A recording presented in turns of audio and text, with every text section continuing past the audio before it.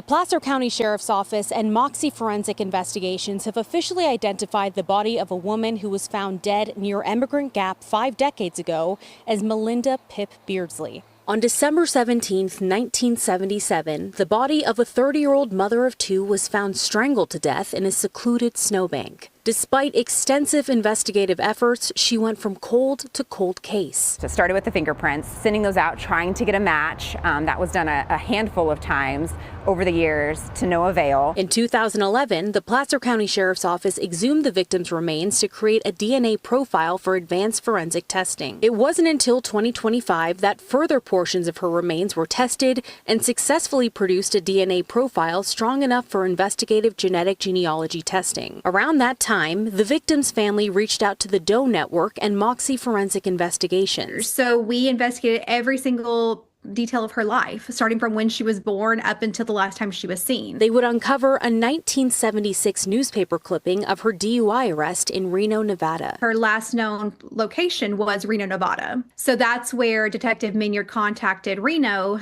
Police Department and was able to get her reported missing. Moxie investigators would go on to look at Jane Does in the Reno area and uncovered this sketch of the Emigrant Gap Jane Doe that bore a striking resemblance to Beardsley. A DNA comparison was then conducted with members of the Beardsley family. Just last month, her identity had finally been confirmed. I think it validated a tragic story and a tragic life. Melinda Beardsley was born in rural Michigan in 1946. Her niece, Joyce Beardsley, says Melinda was one of 10 siblings, grew up extremely impoverished, and later followed her mother to California, where she had 2 children while still in high school and built a life working various odd jobs. So neither of those kids really knew Melinda. The Placer County Sheriff's Office is actively investigating her homicide. Anybody who knew her that could potentially shed light on her life back in the 70s in this area would help paint a clearer picture of who she was that could potentially help the investigation. Her body laid to rest here at the Auburn Public Cemetery District in Placer County.